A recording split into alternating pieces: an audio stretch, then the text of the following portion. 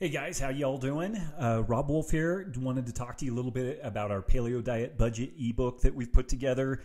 If there's, a question that pops up all the time, probably obviously the biggest one is what's paleo, and once we deal with what is paleo, then usually folks have a reservation, or frequently folks have a reservation about the perceived affordability of eating paleo, and I've done some pretty good blog posts on this. I did one, the paleo is expensive.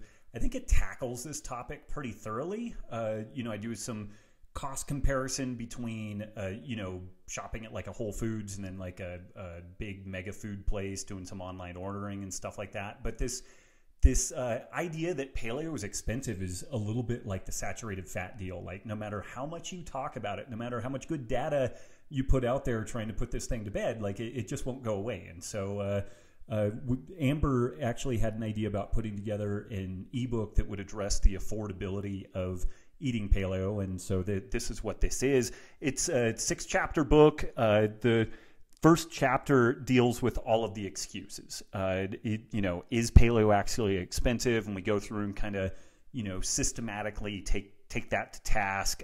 We talk about the fact that you don't need fancy stores to be able to shop this way. Any type of a standard grocery store is going to be fine. Talk about ordering things as far as, do you focus on grass-fed meat first? I mean, if you're on a budget, then probably not. Probably the first thing that you focus on is just simply getting going with basic paleo eating, even if it's conventional meats and non-organic produce.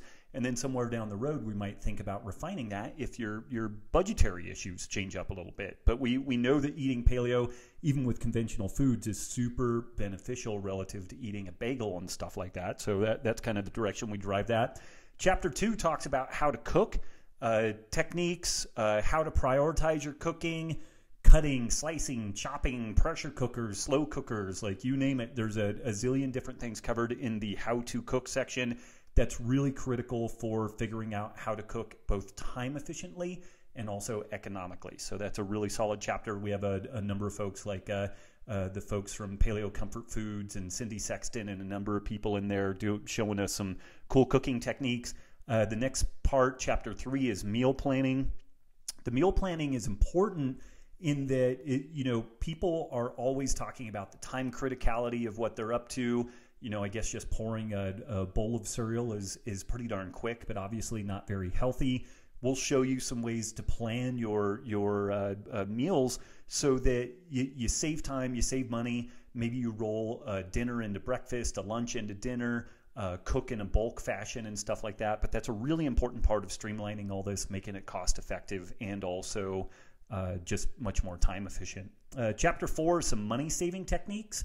Again, bulk buying and some things that seem pretty obvious, but aren't, because when we talk to all the folks that are asking these questions about, how do I make this more economical, these things seem to be pretty important for them. Chapter 5 is budget shopping and priorities, and we kind of revisit some things about like organics versus grass-fed and when you can kind of drop that into your particular budget. Chapter 6 is prepping and organizing your kitchen. So it's, cleaning out the pantry, getting all the gear, getting the must-have staples so that you can prep really quick, easy meals. And so this thing is a huge ebook. It has a lot more material in it than what I actually thought it was going to contain. It would be a fantastic adjunct for anybody, regardless of whether you're looking for just budget ebook type information or just like streamlining your kitchen. So check this thing out. It's a 60-day money-back guarantee. So check it out and let us know what you think.